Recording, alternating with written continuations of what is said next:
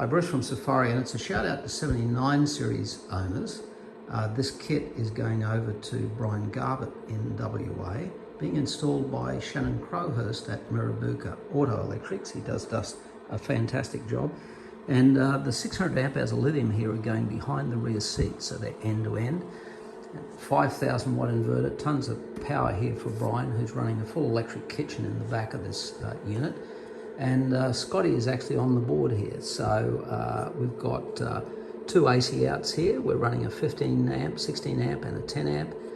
We've got our always on gold support 4G modem here that you can see, and all the usual fusing down the bottom here.